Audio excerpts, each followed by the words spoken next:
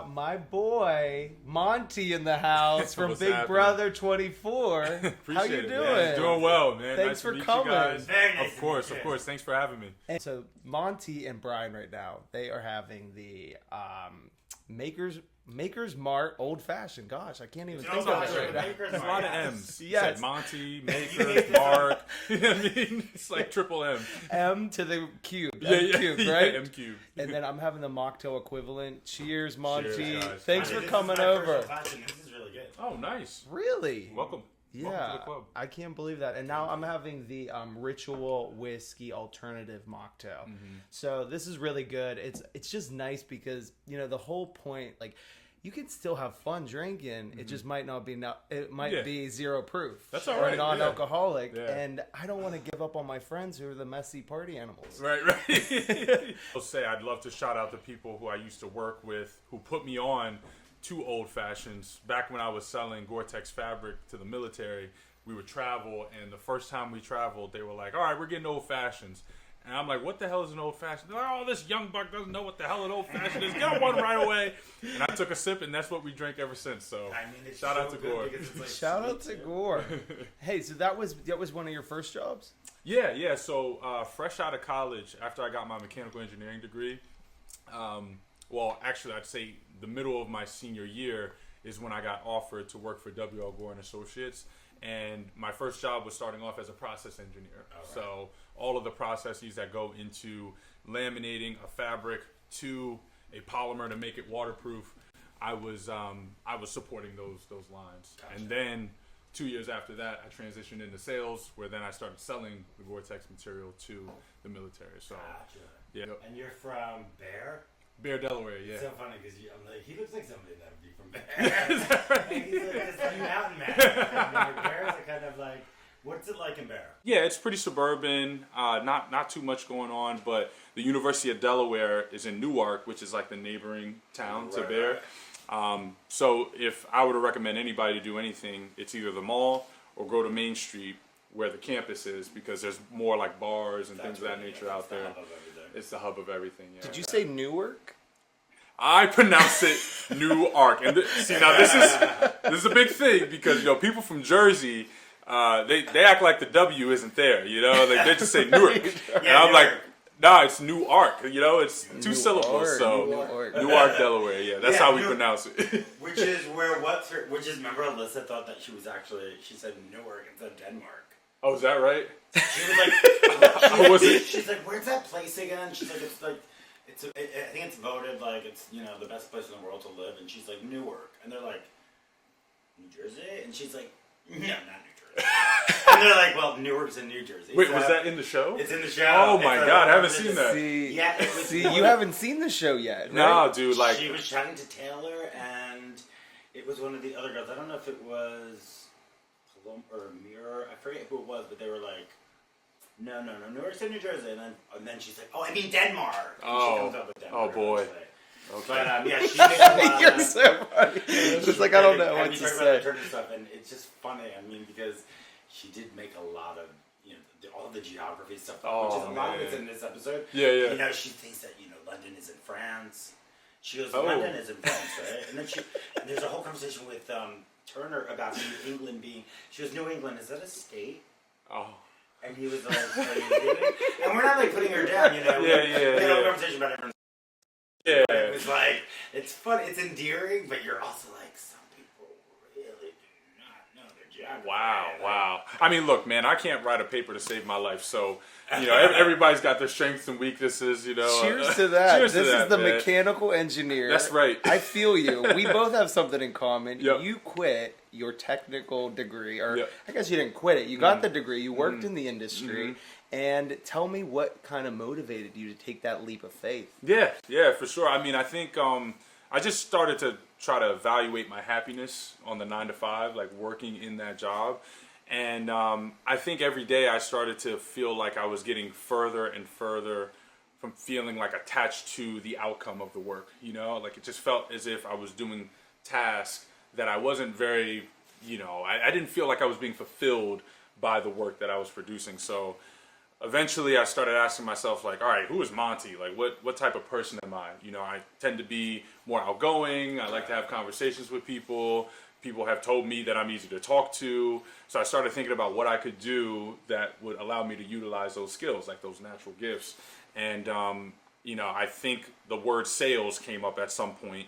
And I had originally wanted to try out pharmaceutical sales. Yeah. But they weren't, you know, like you have to have experience to go into that. Yeah, so I actually, to be honest, also wanted that. I was the like, pharmaceutical? a lot of money. Yep, there like, is. How interesting is fun. And his mom actually did it for a little while. She but- did it for like nice. 15 years. Oh, wow. but- Little yeah. while. That's I think that's for- career. Yeah. it was a little while. But you're right. You have to have either experience or she came from a medical background. So it was like, but I think of mechanical engineering like very technical. Very technical, but not in the medical space and not with medical terms. I do think that in order to be in sales in the medical field, like you probably should have some sort of, you know, onboarding or training that brings you up to speed. But yeah, for looking into that space, it just wasn't the right move for me, or it would have taken a lot longer. So I just started looking internally, and a guy that I always saw at the coffee machine was the hiring manager for the role that I was looking into internally. And then, you know, we had a conversation, and he was like, oh yeah, you know, like definitely can tell that you would do well in this sort of space. And I just wanted to see what more of the customer facing side was about, because that to me was where I thought the magic would happen, right? Like seeing the actual impact, feeling the value of your work. Yeah. I totally get that. Yeah. Because when you were talking about looking at stuff, I imagine, like, because you've touched on this too with engineering, where we've all been that. And even I used to be a trader, and part of my job was to also monitor reports, looking almost for exceptions, you know, looking for things that, like, and most of the time, I mean, and that can be a really mundane task, even if it's really valuable and you can find something that's going to be really, you know, cost effective, or you can find a glitch, or, you know, it's like Chernobyl, you know, going through this report and being able to tell that there's something going around, we're about to have a nuclear meltdown. But those things happen it's so seldom that you're like, it can be so is that what it's like? So often you're like, no, everything's status quo, everything looks good, and you're like, what am I doing with my life? Yeah, well, it's also like a balance of, you know, what the company you're working for values the most. Like, Gore is always known as like a very product leadership company. You know what I mean? So that's where a lot of, I think, time and energy and money will go towards, you know, for a company like that. Whereas there's other companies that really focus on manufacturing and focus on having like super tight manufacturing processes, super efficient. And I just felt like, you know, at times I wasn't sure if I had an idea, all right, what amount of effort do I have to go through to get some sort of support for this? You know, get resources, get some sort of funding or whatever have you. And it always felt like it was just like out of my control. You know, it was like, okay, I have an idea, but you also have to look and make sure you get, you know, approval from other folks and sell it in that way. And I don't know, I just wasn't that fond, or I just didn't feel that energized to do that type of work. So Yeah. I mean, I could totally relate. I did the engineering job for 2 years. It was like HVAC, fan, and stuff like that. I'm sure you know. I did industrial, so it wasn't as exciting once. I mean, you know, you get that paycheck, and it's like, it's nice for a 22-year-old, but then you feel like you hit a ceiling. In engineering, at least, and you're like, okay, I got to get my master's. I will have to be a manager. And then I don't know. It just day to day, I felt like there was something else that was gonna fuel my passion. Yeah. And I also think that there's some people who are just not wired to maybe work in like that 9-to-5 setting. You know, I think that I feel like I'm one of those people now. Is what I'm starting to realize. Is that, you know, being told and not having control over my day and things, it just doesn't, something is just missing from it, you know, where I'm not happy. Whereas now, you know, when I started my online fitness coaching business and I had my routine, I mean, I was just a machine, dude. Like, just clockwork every day. Because you're on your own time, your own schedule, and you're working for yourself. Right, but I'm being disciplined to my creation, you know, as opposed to, you know, someone else's sort of plan and accord. So tell me, like, I wanna support your business because I'm like, I saw the video and I was like, damn, I want to coach with Monte. I'm like, nice. I've gone through trainers throughout the years and like had good experience, but I always tell people, I'm like, even though I know fitness, if you pay an accountant to do your taxes, pay a trainer to do your body. Yep.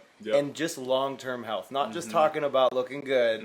I mean, that helps. Yeah, it definitely helps motivate you too. Yeah. But tell us a little bit about your fitness business. Yeah, for sure. Which is going to get a lot of attention. You're going to have a lot of clients that are willing to pay a lot of money to train with you, which is one of the best parts of being on reality television. Yeah. That you have something that you can sell. That would be nice, to have more clients. We're being very transparent. I mean, honestly, it's not the greatest way. I mean, if you're gonna do it, you better find something. You better make a business before you get on TV, because you're gonna bring all this attention, and if you have this platform and you're not using it, what a waste. Yeah, I mean, and I think CBS did a great job of putting together a cast of a lot of entrepreneurs who were in that house. So I was super excited to meet so many people who were on the same page as me, and even folks who have online businesses like myself. So who was the most on page with you? Who did you most like? Well, man, I mean, Turner was my boy, man. Like when it came to entrepreneurship, I'd say Terrence as well has a very entrepreneurial mind. And then Brittany, I later found out, had started her own online business for hypnotherapy. I was like, wow, like, That's I had been talking to her all year. Eyes. Yeah. Hey, listen, crazy eyes will put you right in the that's her business with Zingbot. You know what I mean? That's her business with Zingbot. So funny that she has never been told that she had big crazy eyes. It makes her funny and interesting. She's like so like, oh. They were brutal. Zingbot was. What did he say about you? They said I was boring, man. Yeah, I mean, I was like, look, you get me a drink and some music, I'll show you a good time, Zingbot. And you're like, and you do. And by the way, you do amazing impressions. And I love that you're like, the Don Corleone. And it was like, somebody who does impressions, like, they're funny and they do not want to be called boring. You know what I mean? Because they're not boring. Yeah. They're into shit and they're into funny shit. But I thought that was really funny. We couldn't believe. We were screaming about it. The Michael one was completely off. Yeah, stop talking. I think we were saying he's got a handsome face. Like, he's got a great, cute smile. It didn't make sense. First, it doesn't ever make sense to attack somebody's looks like that. And like, if that was me afterwards, I think a couple of them did. I mean, Alyssa, I think they attacked her intellect. Yeah. But they called her useless or something. But I think that was like a game perspective. You know what I mean? Like in the game, she had a point. Within the game, and people find themselves kind of just falling by the wayside, and not just the role that you find yourself in. We've watched a million seasons. You can tell somebody's like, I'd actually be a really good player, but I just keep ending up like, if you don't, I think you really need to have, because our brains are chemicals and everything's about having a chemical reaction with somebody. And I think you need to have somebody in the house that you really connect with and can trust. You see eye to eye with, because I can see where, like, imagine if you didn't, like, you are on your own and you're struggling, and then you get anxious and insecure about like, what's wrong with me? Like, I usually have a lot of friends. I don't know anyone else really likes me, and I can see that happening, and that has to be the worst feeling in the world when you're in that little microcosm. You're in this like little world of like, this is all you know. And, I mean, they really, they don't give you much access, right, to the outside world? No, it's zero. Nothing. Access. Really? Did they have you going online though? I thought I saw something where they were like allowing you guys to take like personal photos or videos. Oh, what we would do, we would get like a GoPro sometimes, and we would just record content as if we were speaking to folks on social media or fans.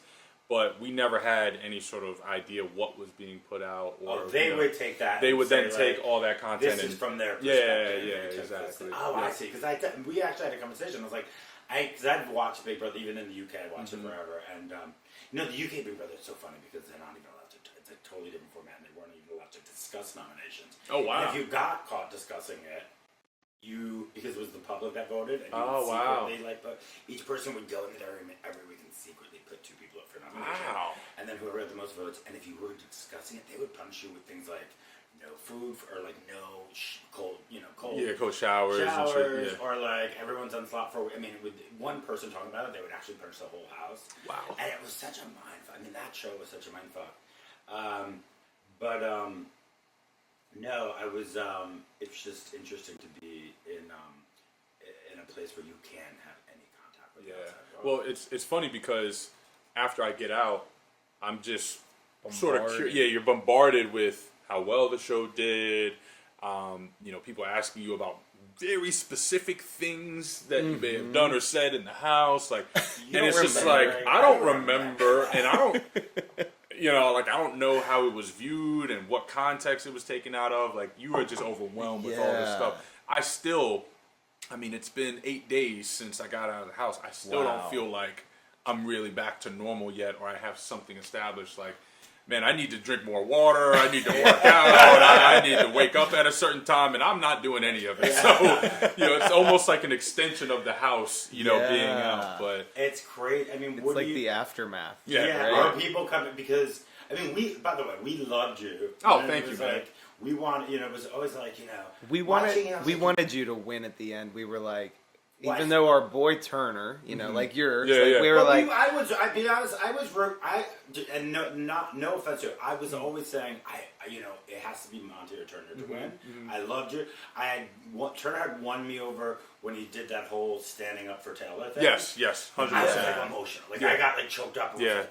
He's a Cancer astrology sign. No, but it was like I don't like the bullying. Makes a lot more sense. As a viewer, that bullying was fucking crazy. Yeah, it was like I hated Nicole. I know that you guys, and also remember that we're as viewers, you're fans. Different perspectives. Yeah, 100%. When I shit on somebody, like when I was like, I could tell I know Turner didn't love when I was like, I'm sorry, but Pooch was so fucking annoying. I was gagging for him to get out of the house. Well, he did this thing. Tell him. He went into the camera. And he's like, "This is a face that wouldn't get a vote." Like, there was a whole vote for eviction. Like oh wow! Of like, you're looking at somebody who's getting. He's like, I'm on the block. No votes are gonna come this way. Don't worry about that. But it was like a bunch of these different, and he was wearing different outfits. So it was like, this is his constant. Wait, so was he talking to a camera in the house, or was he talking to the diary room? He was talking like the cameras are like he'd be playing pool. Oh, and he'd look at one of the cameras. Oh, I didn't know that. The face of somebody that's not getting voted out this week. Don't worry. Oh, wow.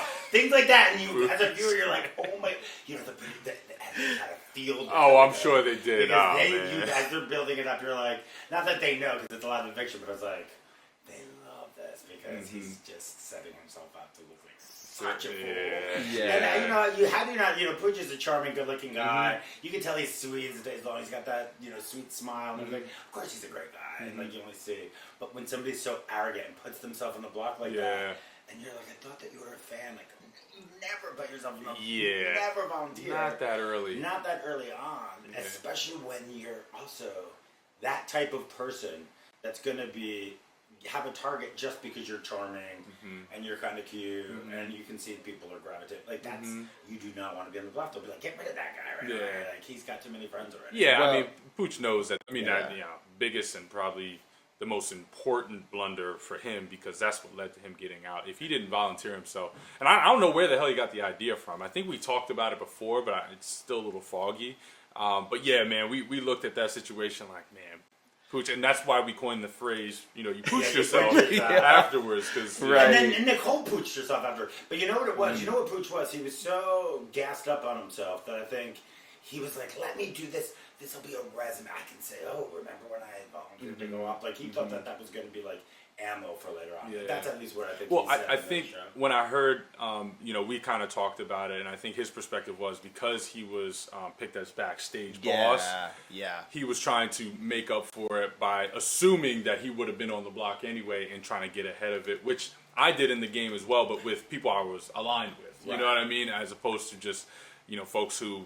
You gotta hope and pray that they're gonna, remain truthful to that. So I thought you did a really good job of like staying true to your word, and then I love when you just put Daniel in his place. Tell me about that, okay? Because sure, man. Did you want? You guys formed Leftovers, kind of on the back of Taylor getting bullied and that whole thing, right? But I wanted to say number one quickly because I meant to ask Turner this and I forgot. When you're watching the show, a couple of times where when Kyle was giving his goodbye messages, he was very, very quick and very keen to say, sorry that we had to evict you.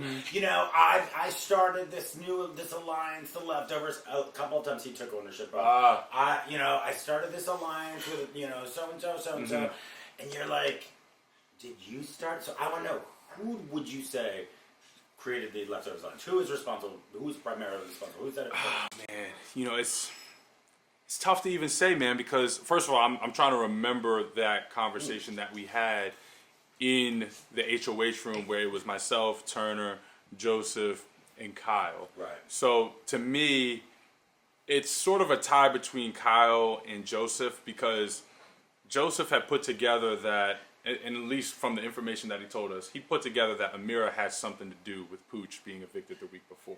Right.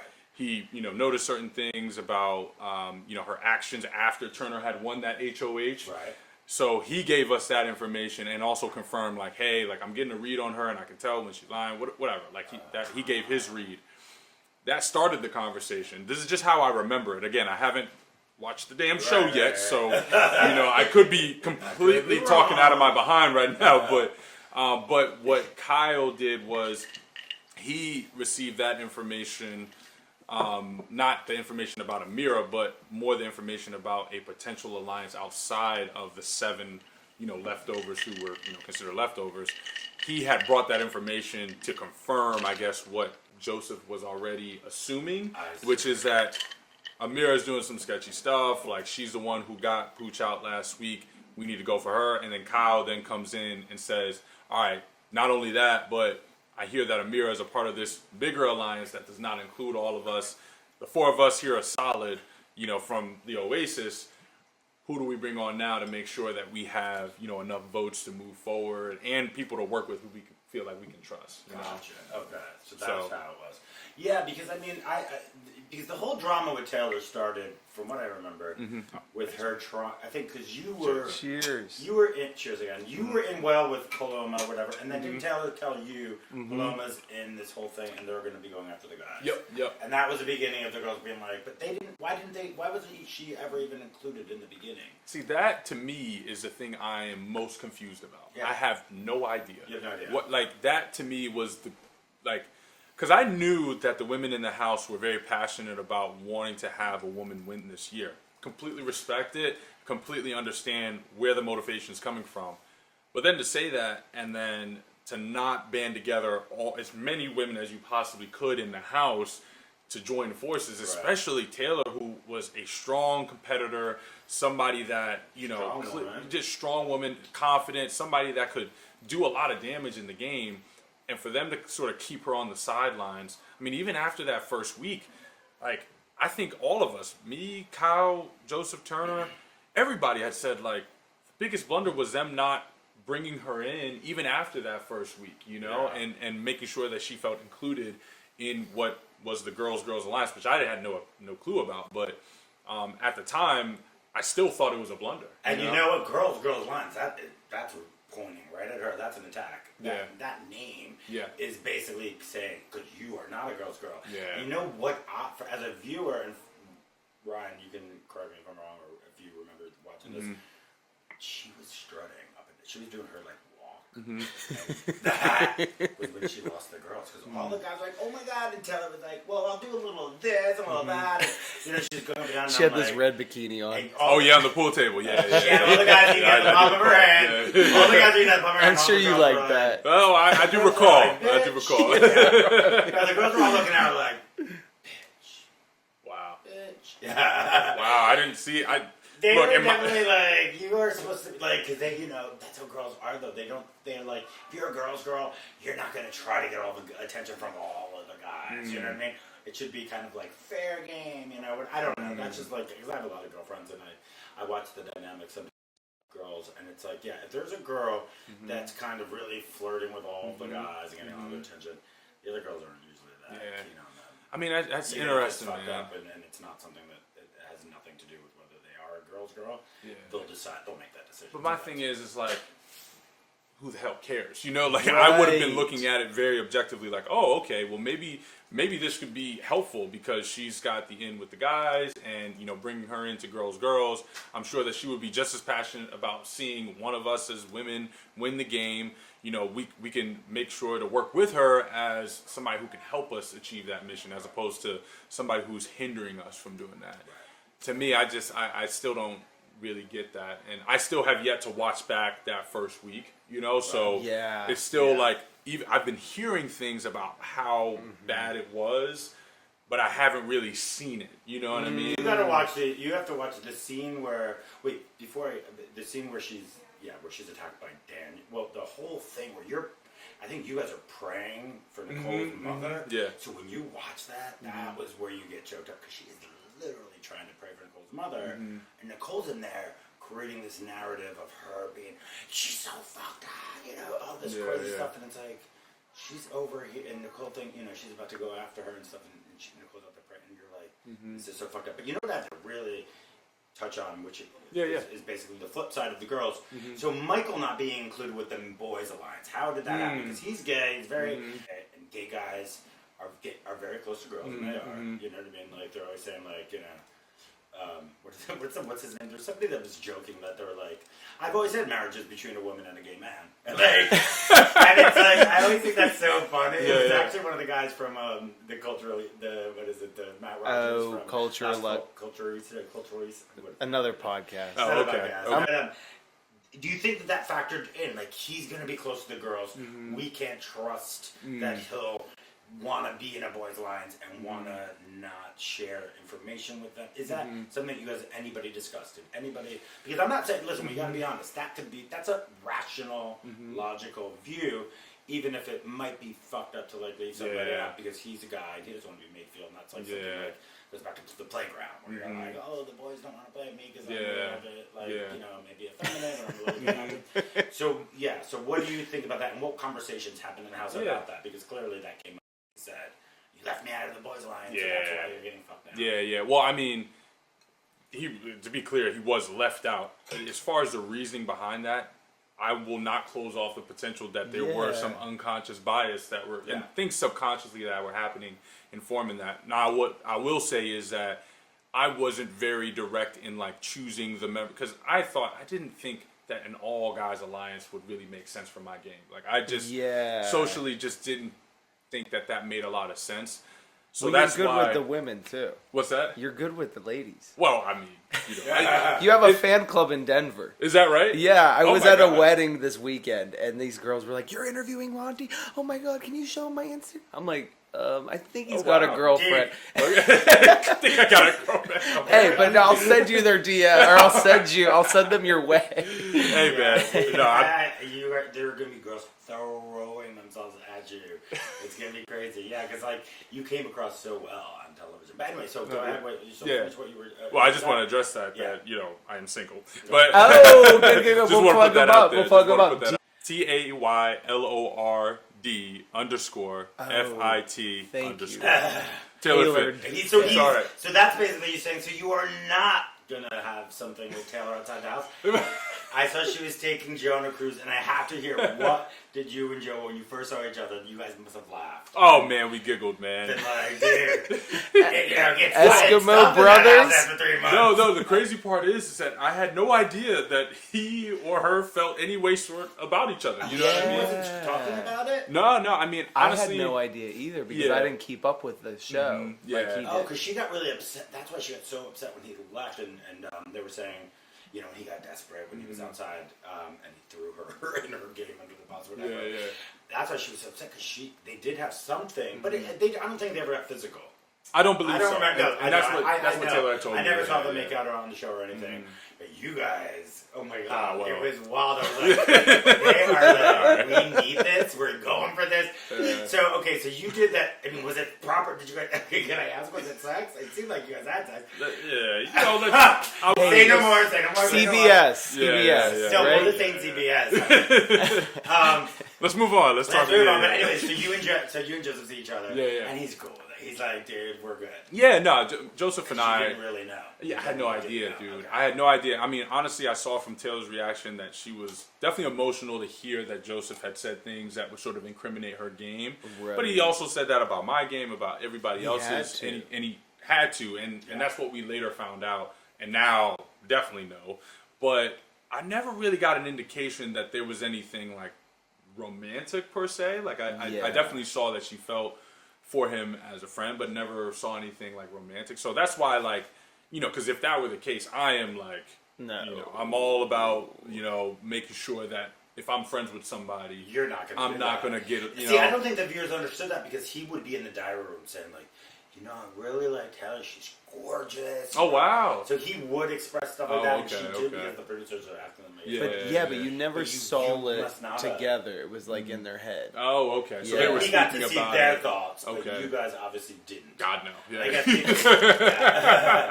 I guess you have to, because that's part of your gameplay. You know, you got to keep your cards, you know, close to your chest. Yeah. You don't want to be like, you know, we're forming some, like, you know, crazy bond or whatever.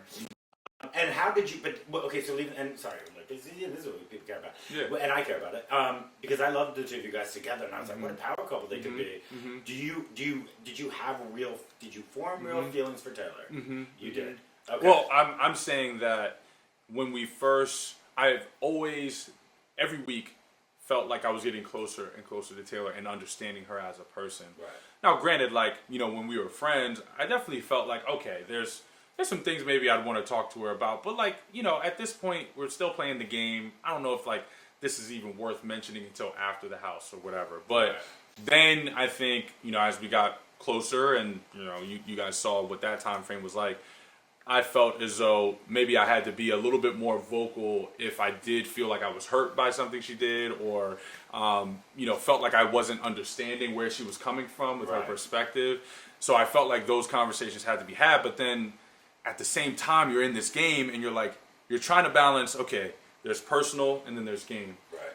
But I'm talking about a personal issue. Is this truly just a personal conversation, or is there game being involved here? Like, well, it was for her, because remember when, especially because Brittany was in the room and that time that you got really pissed about the whole headphones thing, the headphone things, and even when you know when you were talking about like God, my godchild, you know, to see somebody. Yeah, that was like I was not into that. Her saying that, and I'm like, is she just trying to be funny? Yeah, I think. But was Brittany in the room then when she said that? No, not the first time. So not like, when she said that? a lot of people, and again, this is like context that I don't know if people like. So the whole conversation with my goddaughter happened, and then immediately after, I put headphones on to just sort of like, okay, I'm a little bit annoyed, but I'm not gonna, you know, like. Let me not be dramatic. I'll just put the headphones on. Listen to Beyonce. Right. What Beyonce song were you listening to? Dude, we don't know the names of them. We had a shuffle, so we couldn't see the names of the songs. I have no idea. It was whatever songs were on her last album. You know, the most recent album that she Renaissance. Oh, was that one? Yeah. So that's what Taylor requested for her HOH. But anyway, I'm in the middle of, I guess, napping and sleeping. Yeah. So then, like that happened immediately after the whole goddaughter thing. So I think I was, you know, definitely a little bit more annoyed if maybe, you know, versus if it were happening on isolated situations. But the fact that it was like back to back, I just felt a little bit more. What's going on? Like, like what's she being like? Why is she like kind of attacking me in a way? Or making me feel uncomfortable. Yeah. It just was something that it didn't feel like it was. A very loving or caring thing to do. You know, like I'm all about communication. I'm all about respecting others. And I just expressed that afterwards when I felt like first of all, like Brittany and Turner, you know, both sort of confirmed that, you know, that definitely wasn't, you know, something I would have done or whatever have you. And then I think later that night, and again, like, you guys don't see the timing of things, but it was all like very condensed timing.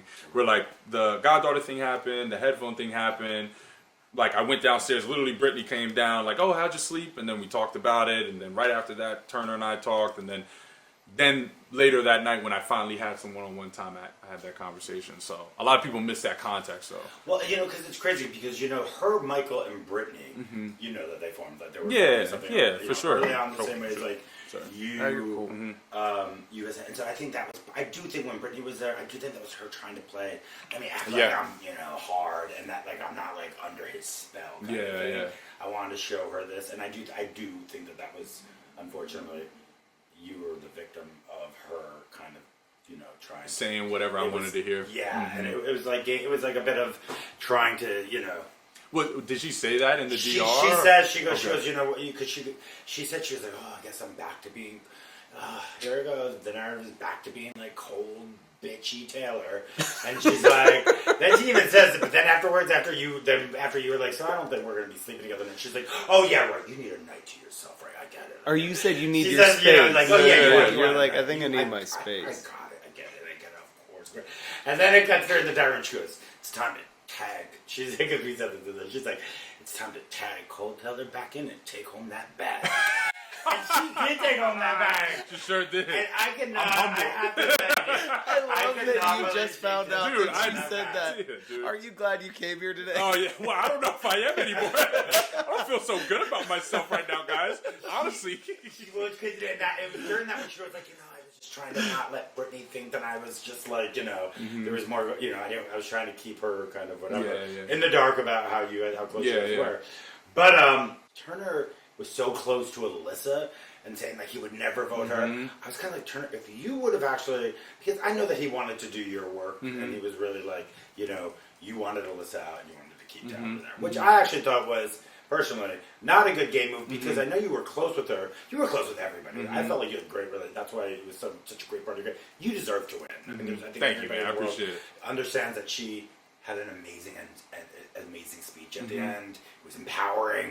It was like she was like, I think that was running for president. It felt like she was running for president. That was the hardest part. And I think part. that you were blindsided by that because you're like, you were just like, well, listen, I played an amazing game. Go ahead, tell you. Oh no, I was just thinking to myself, I'm like, I think that I'm a good public speaker, and I thought you did a great job. And then I heard her, and I was like, wait, what? Is she running for office? I mean, it was crazy. Cry, it was a rally cry. And every woman around here, and every woman over there, it's time for us to stand up. Yeah. And you're like, it's like Ava Perón out there. You're like, oh my god. And I think at that moment I said, oh shit. I thought the same thing. I thought the same. And we had taken a gummy too, so I was like a little. We did again, cannabis gummy, so I was a little more like, and I just remember slowly looking at it going, what? I go, that was a good sleep.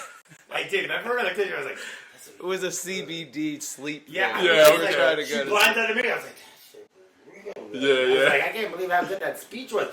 And that one heard the thing. But here's what I want to say. So I felt like Turner, if he would have just like kept whatever he was telling Alyssa, and said, screw Monte, I'm going to keep Alyssa and get rid of Taylor. Taylor's a much stronger candidate. There's no way that anybody, I think, would have voted for, as sweet as she was, voted for Alyssa.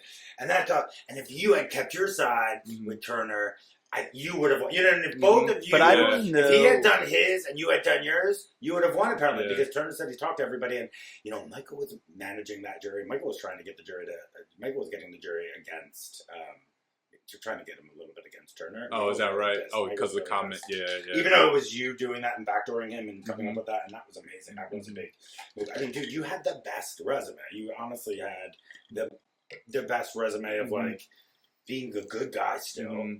You won tons of, you won enough competition. Wait, was it three? And it was 3 HOH, 2 vetoes. Yeah, 2 vetoes. Listen, this is his podcast, and I'm sorry, viewers, that I talk so much, but I'm a Big Brother. I've been a Big Brother junkie since I moved. I watched the first season in the US. I moved to the UK where Big Brother was even more massive. Wow. And a completely different show, and they were like my friends because I had just moved to the UK by myself. Yeah. I'd watch it and be like, they're my friends. They're all the friends I have in the world right now.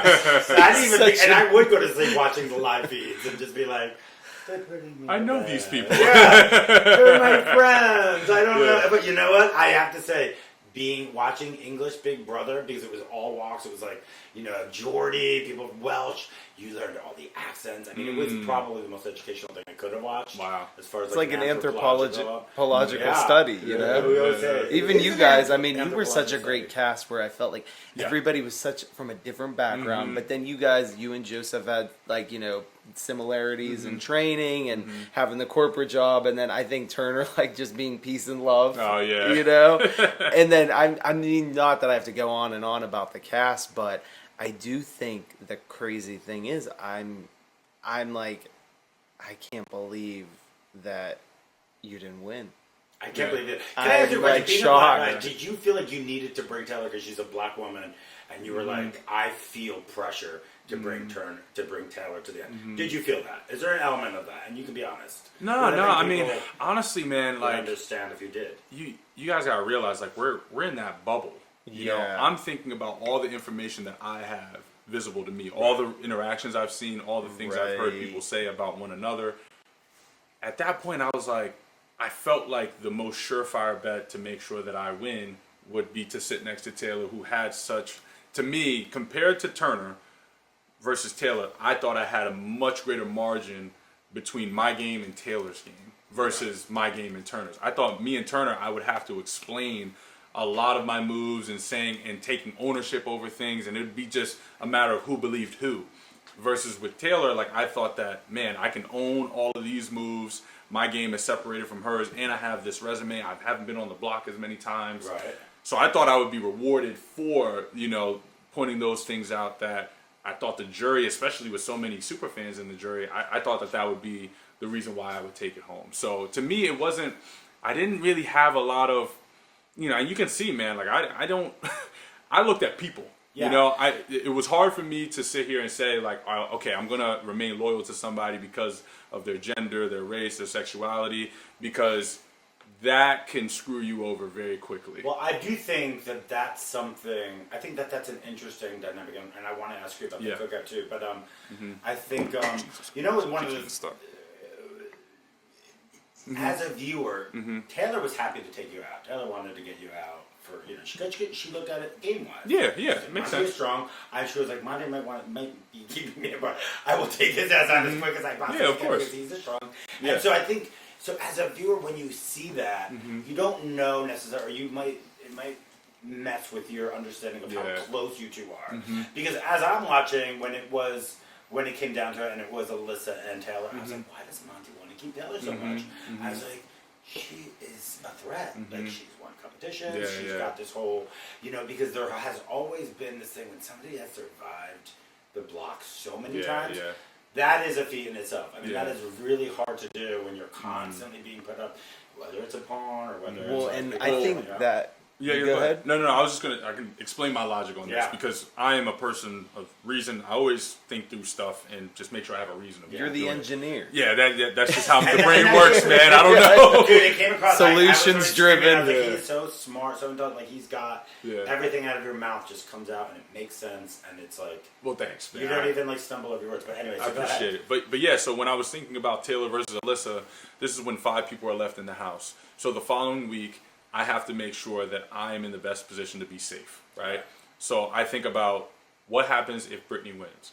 I'm probably going to go up on the block, and if Taylor's here versus Alyssa, I have a lot larger risk of being sent home the following week if Alyssa has to choose between myself and Turner, right? So like say if Brittany won the HOH, me and Turner are on the block, somehow nominations stay the same, and Alyssa has to choose between myself and Turner, she's taking Turner 10 times out of 10 in my opinion, right? Whereas with Taylor, I thought that if she looked at the two of us, she would take out Turner because of his resume, because he's played such a strong game, and she hasn't been as close to him as she has been to me. Hence, she probably wasn't thinking about him as a jury vote anyway, right? So that's how I looked at it in saying, let me make sure I do the best that I can to be safe. Also, I wanted to make sure that Brittany was out too because in my opinion, I thought that she would be a big threat for mental comps. So I thought the following week, we're probably going to have some sort of mental comp. And that means that Brittany will probably be one of the strongest people to compete in this. So that along shined with Taylor through. and Turner. So exactly what happened is what I had predicted was I need Taylor to be in that competition so that she can she can make sure to take home that HOH. And then I felt pretty confident that she wouldn't put me up on the block. And exactly what I said did not happen. And then I felt, even if I didn't win the veto, that the worst case scenario would happen is Brittany wins the veto. And then she has to choose between Turner and myself. I still feel like I can build a case against Turner in that case. Or Turner wins the veto. It's me and Brittany sitting on the block. I felt Turner had been extremely loyal throughout that entire time. I had done all that I could to build that trust with him. Yeah, you definitely had it. Because so it's this likelihood. It's likelihood of staying the following week. Right. To me, it's all about survival in the house. It's not about who am I going to beat when I get there? Well, how the hell are you going to get there? That definitely made sense. And I remember thinking, he's like when you kept like I think everybody thought, I can't believe he's not going to backdoor Turner. In fact, I even said to Turner, I thought when you didn't make it to the competition, to that veto competition, because you were working. You thought that was hilarious. They're like, Monte's routine. They show you're like. I can't wait to see that. It's so funny. There's no urgency. There wasn't. Okay.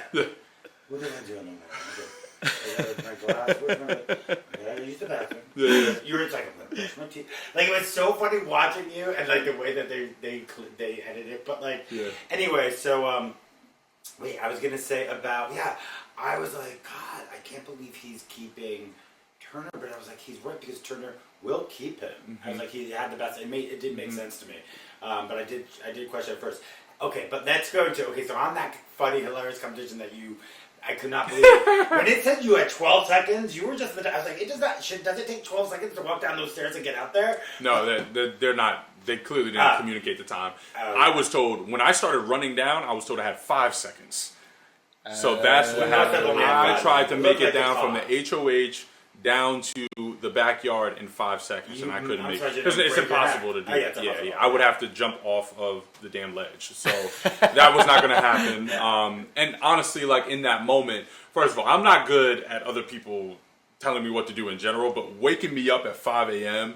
like I just wasn't thinking coherently. So I'm waking up and I'm like, okay, I hear this cuckoo, 2 minutes, house guest, whatever. And I'm like, all right, this is a joke, like I'm not taking this seriously. Yeah. I was like, I'll start waking up because the competition's probably later on in the day or whatever, in an hour. Right. And then they're like, a minute left. And I was like, okay, again, I'm still thinking that this is just like there's production things that happen. So I'm not thinking this is real yet. Right. Then when I hear production get on, they're like, Monte, you have 5 seconds, go! And I was like, like I gotta run down there. Yeah. Well, you know what's funny? Okay, so one of the things I wanted to say is that sorry, my brain's all over. Yeah. I'm like, I can't forget that. Was when Brittany left the house, she goes, well, I get it, that Monte wanted me out because of the mental comp. He's where I'd be, and I probably would have. She goes, I probably would have. And I'm like, no, I don't think you would. I don't think you showed me that you had anything going on this entire game. You were just like, I mean, I don't want to use the word floater. It was even like, I think Brittany was kind of fun to watch. But... This is why I have him on. This guy. Tell me how you really feel, Bryan. It was just like, girl, do something. Throw her never won anything. And then she finally won that clock thing. And it was like, she got a tiny bit of power. Yeah. When she sat in there with you, and you were like, you do this face when you're like trying to eat a line, or when you're just like, humoring someone, you're like, oh, really? Oh, that was one of my favorites. Oh, yeah. I was like... When she tried to give me the Italian mob boss. Please tell me what you were thinking when she was like, so, just in case you're thinking, it was like... Well, what she said was, she was like, Monte, if you were to keep Turner this week, the following week, I may have to think about things differently if I were to choose who's staying. And I was like in my head, like I'm smiling. I'm like, wow. I just thought it was so funny that she was threatening me. So like, did the audience. Yeah. I was just like, wow, this girl has gone mad. Like she is swinging for the fences right now. Yeah, she lost her damn mind. Wait, you were so funny when you said this like suburban mob boss. Yeah. And you're like such an actor. You're looking at her like, really? I think you've ever been a threat the entire season. And listen, I wish her luck and everything, and she's sweet and everything. So there were times where she would like talk about, she'd bring stuff to people and be like, we gotta get Michael out. And you as a viewer were like, I think she's actually like, she's no dummy. I mean, she's smart, and it's like, she knows that Michael doesn't need to leave. Yeah. Like, unless she wants him to drag her to the final. Yeah. And she's happy to just get 75. But I was thinking. Which, congratulations. Oh, thank you. 75K. Yeah, which I saw somebody was like, oh, are you giving it to like, are you sharing that with your like aunties and your cousins and your second cousin? No, that's like, mine. You're like, $75,000. Yeah. That's not $750. That's $75. That's mine. That's like an engineering salary, you know. You know how much it could go. If you were going to share that with everyone. Like, I mean, he's just been in the house for 3 months. Right. I mean, like, that's getting taxed. Yeah, I know. Training I want to go over. I want to go over the tax because a lot of people don't realize that when they hear this number, and I'm like even thinking, Big Brother should be paying you guys $1 million. Like Survivor, because even though you're out in the wilderness in Survivor, that mental game, I mean, that's real. And the competitions. That's a different type of insanity. Yeah, 100%. I mean, when you're in that house, like since you don't have any connection to the outside for such a long period of time, you know, except for the pre-jury folks, those folks who get evicted within that time, you know, they get out into the world.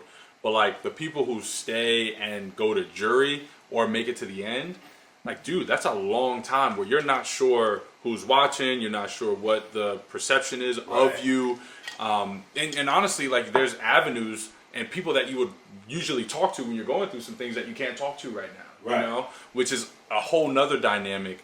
Not to mention, like, just all of the little things that you don't have on the outside that that sounding board, that person to be like, am I crazy? Like, are they gaslighting me, or am I just like, you know, missing? Yeah, like there's so I honestly watch it thinking, I can see people leaving the house and being like, God, I wasn't myself at all because I didn't have my support system. But whatever, somebody comes, so for example, if like, you know, you're in it with Turner and you know that, and so say Turner's like trying to get information from people, and so he's pretending that he wants to get you out, and then somebody comes up to you and it's like, Monte, so you know, I just want you to know, like, Turner came up to me and was like, then you should backdoor Monte this week.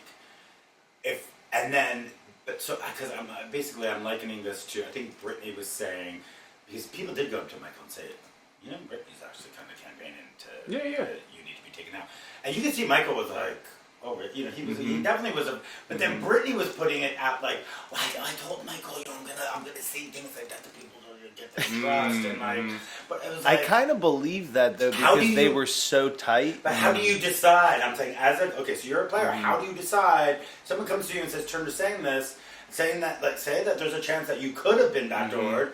It's like, well, why would he plan or even put that out there? I don't care if he's getting information. Yeah. Like, how do you? So that's what I'm saying. Like, how do you decide, oh, well, that's just part of our getting information from other people, versus are they actually trying to get me out of the house? It's a very gray area, but I will say that, like, lines of communication that are opened first are typically the ones that I trust in, you know. So when I know somebody is going to go to somebody and maybe speak ill of me, to act as if they're not aligned with me, to get information from that person. Like Joseph did that a bunch, you know, especially after the leftovers were formed, because he didn't want it to come off as if we were working together.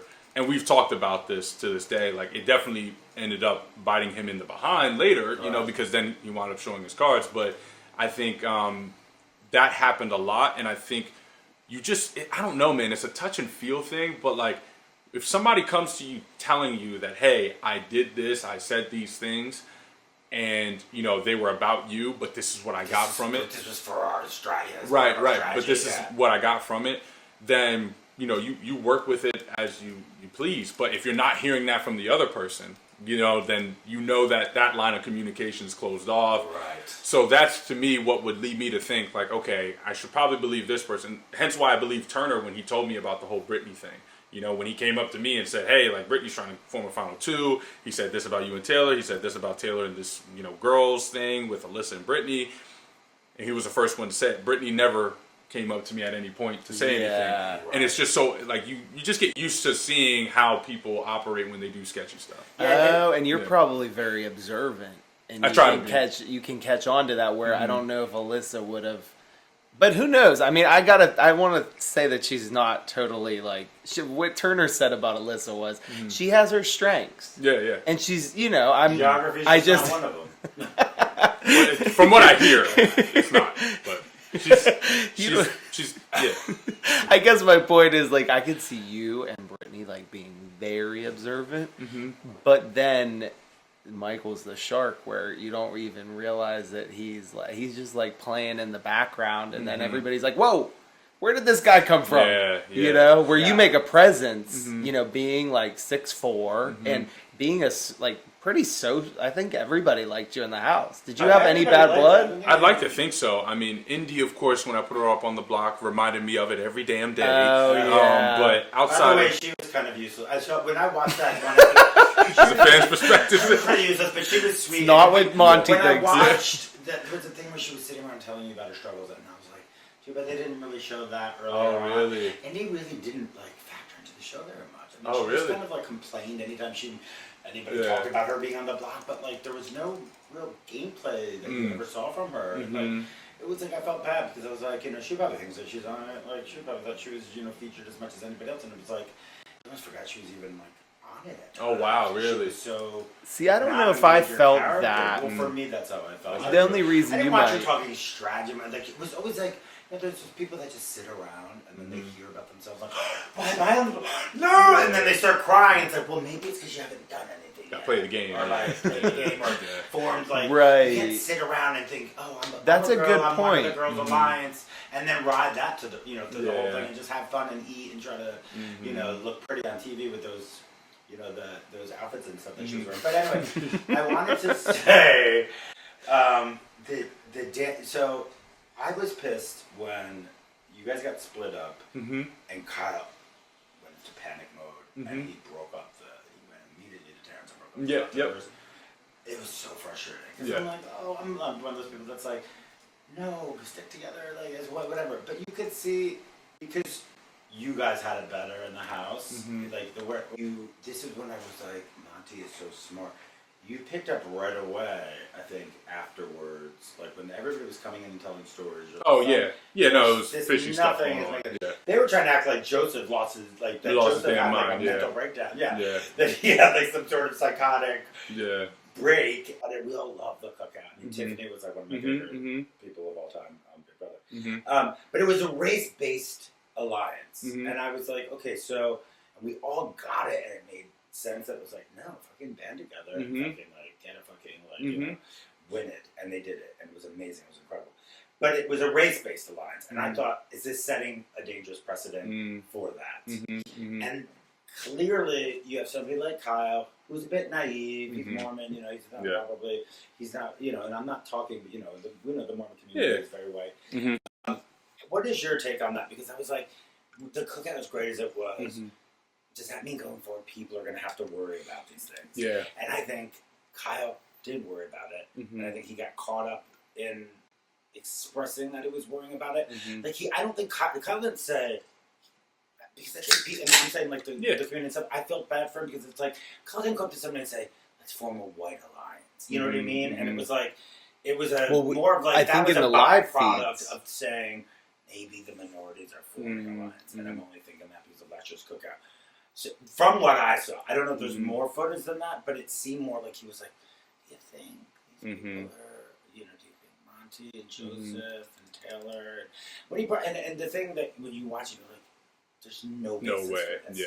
Like Jasmine, and that like you have no basis for this, and that was the thing that made you feel like, you know what, like if there was a basis for it, but it's okay to just put it out there and say, there's no cookout lines going. Is there? Cookout-esque lines going?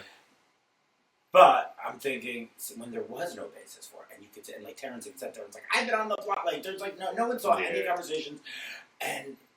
So, and so even what's Taylor, your take on that? Because I think he's probably getting hell. I'm sure he is. And so you might be able to help. I don't know what your thoughts are, but like I know that you felt you didn't. I'm going to shut up in 2 seconds, but I feel like he probably didn't. I don't think that he would have met any.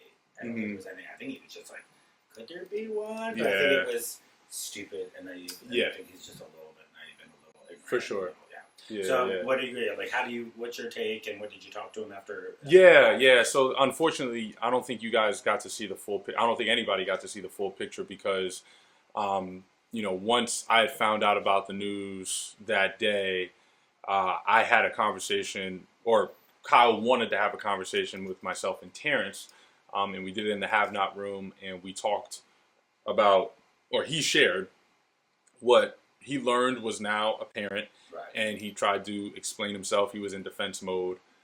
That conversation, Terrence and I were very blunt and clear about how displeased we were to hear that he was trying to deny that any of his thoughts could have been rooted in race, right? Because the obvious situation is that, all right, dude, for you to say that we could be working together, there's no evidence that's found in that. None.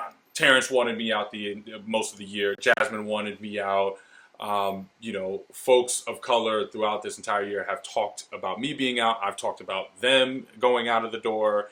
even when I had alliances presented to me by people of color, you knew about it ahead of time. Right. So it was just like, dude, what else could I have done to possibly prove to you that I was working with you? Yes. You know, you had your game, you had my game. And this is great. This is why I want you to say this. Right. Because people don't know this. Yeah. So what? And then Terrence. Why do we not? You think? I don't. Yeah, I'm not going to comment on that. But I just won't, man, because I might get slapped on the wrist. But and we want you to be on Amazing Race. Yeah, or yeah. The challenge. I'd love. Yeah. The challenge, dude. You got to do the challenge. I appreciate. Yeah, a lot of people said that in the show. Fun is, I just watched the whole season while you were not. So you couldn't watch it, but it's so good. You got to watch the challenge. Yeah, I haven't watched any episodes of it. Yeah, it was like Big Brother people. So, it's Big Brother, Love Island, and Survivor. I feel like you're too high class for Love Island. No, the Love Island girl just was like the girls from Love Island. Or wait, am I thinking of the other one, Too Hot to Handle? That one was pretty bad. Love Island is stupid, but I mean, it's like the girls on there were smart and fit and really good competitors. Okay. They were really great. Nice. And Xavier was on. Yep. Yeah. Kylan, Did Alyssa. you see any of it before the house or not? No. It started airing. Yeah, it didn't start airing until I think either we were inside the house or afterwards. I don't know. I really don't know when the schedule of the show was. Yeah, you know what's his name was Pitt. Like Kylan was still on with Xavier. Oh, is that right? That was interesting to watch, and so was his friend. What's her name? Alyssa. Uh-huh. She was pissed, and so they actually I don't want to ruin anything. I mean, I think they booted him out. I heard about that. Yeah. They actually worked with him out. He was really pissed. He was like, these fuckers are still pissed about that bullshit. Like, that shit. Like, I can't believe they're gonna do this to me. And I'm like, this comes around. Yeah. They're like, you won, so and he's winning anyway. You already won. You're like money. So I'm like, they're thinking we're getting you out of here because you're such a fierce competitor. But you would be amazing on that. You have to appreciate it. Man. You have to do it. Yeah. No, I want to get back in some really good shape in order to be on there. You know what I mean? You were like the perfect candidate for that show because you're like you'd be good at the puzzle, you'd be good at the physical. Mm-hmm. They've got to get you on that. So tell us your next steps. Oh, after you know the show, man. I mean, I'm not gonna sit here and tell you like in the house. I think I had it lined up perfectly, but then coming out, I'm realizing that there are definitely more opportunities that are coming my way. Yeah. You know, stuff like this to talk on people's podcasts. You know, more PR stuff. But then, but even past that, you know, like. There's a show I'm going to be filming for, you know, within the next, you know, and I can't talk about it. I can't say anything, but that's exciting. You know, that'll be a little bit of an extension of some other realm that I could go into. Yeah. But I'm pretty open-minded right now. Look, I'm 27. I got no kids, no mortgage. What the hell am I, you know, being all hell-bent on one thing? You know what I mean? Like, I can just, you know, figure it out from here. But I'd say before that, like, my online fitness coaching, I want to be able to get that up and running and, you know, hire an assistant coach if need be, hiring a sales team to, you know, go through that whole process and just make sure that I can continue to service people in that way because that's true and near and dear to my heart. But really, I mean, I would love to do what you guys are doing around podcasting. Yeah. I thought you said you were going to put your money towards it. I think it's a genius idea. Yeah. And if you need an assistant trainer, let me know. Oh, is that right? I want to follow in your footsteps from engineer to fitness trainer to Big Brother. Yeah. You want to go on Big Brother? Well, you know, the one thing I will say as an actor, like, I just feel like they don't want actors. And I feel like as good of an actor I think I am, I feel like that kind of acting is like another realm. I don't think I could actually become believable at the lies. Yeah. I actually wasn't believable. Here was my issue is that like I was too I think you are too honest to really dude. Like even with Turner last damn week, I mean, he tried to get every reassurance. He wanted me to say the words. He was like, "Just I'm taking you to the whatever." Like he kept. And we're gonna do it too. And we're just like, you gotta say. I just couldn't say directly, "I'm taking you," and then not. Like that's just something. I don't have the bone to do that, man. There's something, you know, that's off with me on that, but yeah, man, like I think I would play certain sides or I would entertain conversations that I probably wouldn't normally outside of the house, but because you're in a game and you have to reassure people so that you can have a vote or that they're not coming for you, you kind of go along with it. You know what I mean? So, which is... You got it. And that was the one thing I always said, like, you know what, watching these shows, whether it's Survivor, anything that's got like a jury, they're pissed, right? And that's obviously the knee-jerk feeling and emotion is like they feel resentment, they feel betrayal, all these things. It usually takes 24 hours for them to be like, first of all, when they get you out, it's a compliment. You're a strong player. Yeah, right? You have to think of it that way too. Like, I didn't like watching Michael in the jury. He seemed like he was so sour grape still. About Turner? About Turner. Yeah. And I was like, dude, what are people supposed to do? Just let you win? Yeah. Like, what did you want? Everyone to just, like, you know, help you get to the end so that you could win? Like, everybody wants to win. It's like, people forget. And he's such a smart guy that you wouldn't think that he would have been so butthurt, which I actually hate that. I don't know, but I've heard it so many times. That was what I was trying to think of. People say butthurt, actually. But can I ask you, so Michael, you know, there's a lot of things that can backfire. So did Michael feel like, because then Michael Brittany, even though he won the veto, then he's like, by the way, I have to tell you this. And a lot of people were like, and even Turner was like, you could have told, like, you could have told us this when it happened. This is a conversation that should have been brought up right away. Even the way you watched him if you watch it, like when you're watching Kyle talk to him, it's a little almost, it's kind of sinister the fact that he's not like speaking more vocally. Yeah, being more. And being like, that's wrong. That's not what's going on. You can't be talking like this. Like, this is crazy. Are you like, you know, are you like suggesting a white alliance based on nothing? There is no, you know, he didn't do anything like that. It was just like, yeah, you know, almost just like, let me just let him, you know, go on with this thought. And then, you know, let me just let him watch him dig his own grave. And it was like, this is such a bigger thing than this TV show. I'm sorry. Yeah. He was watching Kyle say, and again, I think because I just feel Kyle just not, he's just not sort of cosmopolitan, like he's just not cultured enough to not know, like he's just kind of whatever. I'm not trying to say anything bad about him, but I'm saying, and I think Michael understood very quickly that this was very damaging and crazy and like, and so wrong and inappropriate that it should have been addressed. So did Mike? So and I think so. Michael is probably getting a lot of heat on social media from that. And did you guys talk about that? And was Michael like, "Yeah, I'm getting"? I mean, was Michael in the house with you guys? Because you guys have been in the house, those. Is it the whole cast that's in there? Is anybody not in there? Paloma's not we've in there. all dwindled away by now. I think there's only a handful of us, maybe about 4 of us who are still in the house. Okay. But yeah, there were more people initially, but a lot of people dispersed pretty quickly. Like Kyle, Alyssa made their way back home shortly after. They probably miss their family. Yeah, 100%. And honestly, like, it's also around the opportunities that are presenting themselves here versus, you know, balancing your mental health and wanting to speak to the people you care about. So, like, I would love to go home soon, but I also know that there's so much happening here that if I don't take advantage of it now, you know. You gotta be here. You can extend it. It is like, yeah. I want to touch on this then, just from your perspective, because I came from Pittsburgh to New York to LA. Oh wow! Okay, and I feel that transition, like, okay, I can handle LA because it is a little weird and bizarre how it is all about this. Like, okay, how are you going to help me get this production job?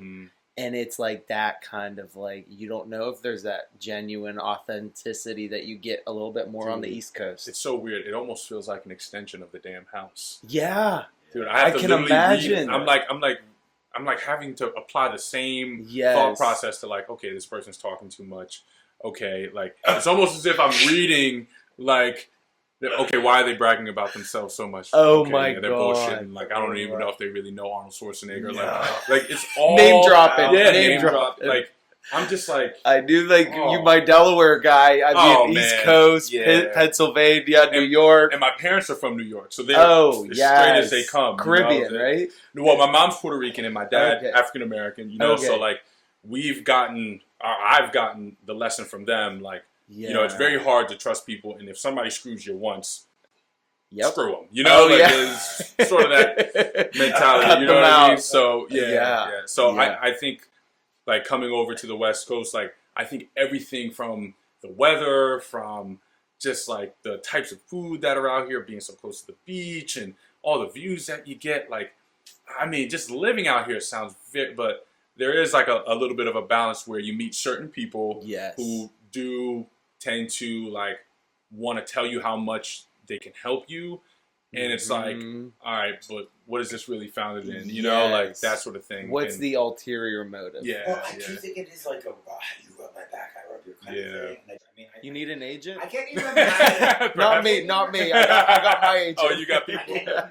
How was your audition as far as your audition tape and the whole process? Yeah. Did you feel like it was obvious to you that they wanted you right away? Did you feel like it was? Yeah, I mean, without getting too much details, I wasn't sure until I had gotten on a flight, you know, that it was gonna happen. You know what I mean? So like it was very much more ambiguous. Like there wasn't like too much confirmation on when things were happening. So, and that makes sense because last minute stuff pops up and they don't want to give people reassurances of things that are not true.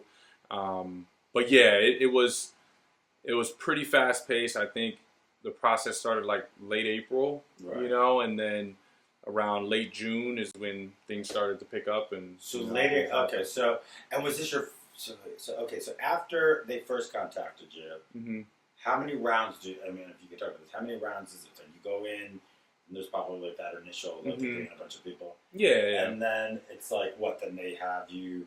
Do they have you? Like, what kind of like exercises do they put you guys through? Do they put you through exercises to like make sure that you're not exercises? You're just talking to people, you know, executive producers. How you are in the diary room. I said to Jordan, I was like, "Are you guys like how rehearsed is it?" Because everyone's like, "You know what? I'm telling you, when I get out there, that video, I'm not letting that happen because I'm gonna go there. and I'm taking home that money." Yeah, TV talk. And it's that TV talk. And I said, Turner said, "You just get in DR mode." Yeah. And I'm like, really? Because I mean, but then I think, I guess when you say something, if you screw up on your words or something, do you say, "Can I do that again?" Do you do it Of again? course, yeah. You They don't want you to so just... they do that, okay. Yeah. So it's not all off the cuff. Because, like, you know, you always think, like, it's supposed to, you think it's supposed to, but then you hear it and you're like, but do they tell you to talk a certain way? Do they say, like, we want you to use that sort of... They will, I think, indirectly just ask for more energy and guide you with, like, until you're you know what I mean? Like,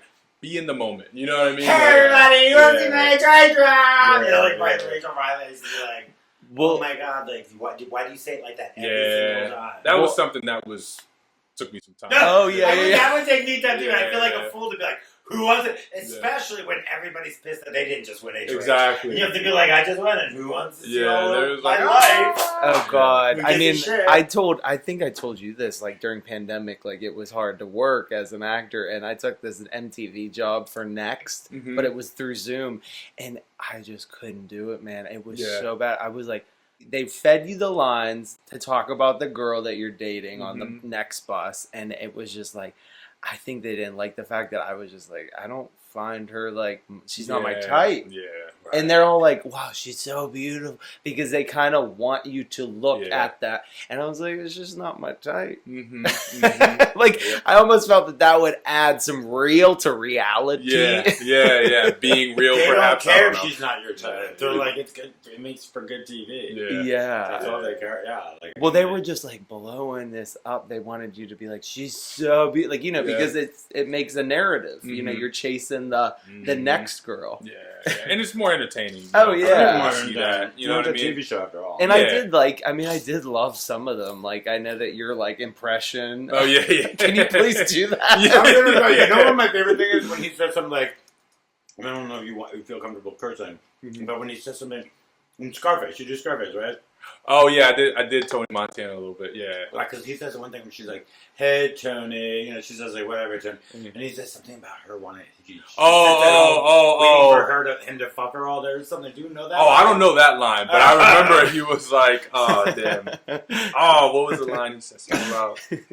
Oh, I don't know that line. Yeah. He's like, she'll be fine in the morning, baby. She, you know, like she give her a line of coke or something, and she'll be fine. He said something like that. I couldn't say that. There's one part where she's just give us some of your best impressions. Yeah. No, the Don Corleone is my favorite. Ooh, and something that I recently learned that I could do. But there's a scene where somebody's coming in to ask him for something or whatever, and the guy is just, you know, he's like, "Oh, Don, can you help me out?" And he was like, "You come to me asking me for a favor, but that I cannot do. It's like you have not taken out me and my wife for a cup of coffee. But yet you'll sit here asking me to do you a favor. I didn't laugh.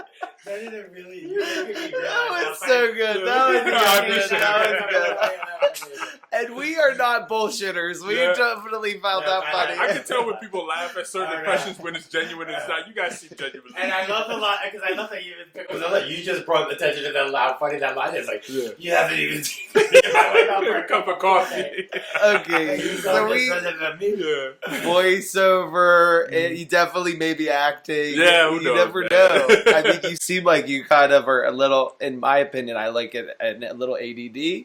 I'm like, I don't think I could do engineering anymore. Can I do this? Yeah, dude. I mean, honestly, this is what life's about. Like, sometimes you have to realize what opportunities are presented to yourself and what fulfills you. Yeah. And then just walk along with that, and things tend to work themselves out afterwards. Right. And you know the thing is, most people forget that, like, you can actually do something you love. I think people think a work and a career has to be something you hate. Yeah. You make money out of it, it should be hard because they pay you. And it's like, it takes a long time. That's why I admire you for doing what you're doing, and him too, because I mean, I did finance and I loved it, and like. But I mean, he got paid so well. No, it's like I don't know if I could have quit that. you know, they pay you well to keep it. But the point is, you know, I always had this creative thing that I always wanted to do, but I never even entertained doing anything like that because I was like, I studied accounting and finance. So I was like, you know, I grew up in the project. You know, it's like I grew up in the projects where it's like, no, I need to make money and I'm going to do something sensible. Right. Same way, it's like people go after engineering because they know you will always be employable. Oh, yeah. So I did the same thing, but I think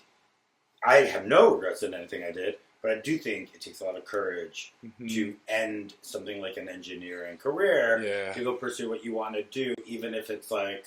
And you went to a good school, Delaware State or University of Delaware. University of Delaware. Yeah, I mean, like you go to a good school, you spend some coin, you know, and I guess in some ways, like I look at myself like I don't want to wake up at 40 or 50 and be like shoulda, woulda, coulda. Yeah, exactly. And my other thing is like, and this is why I want to start this podcast, because I think that there needs to be more examples of people showcased who are doing it, you know, like to make it more of a reality, because I think oftentimes people feel as if I don't know what that looks like to quit my job and to start something, when it's actually a lot more simple than you think it is, especially here in America.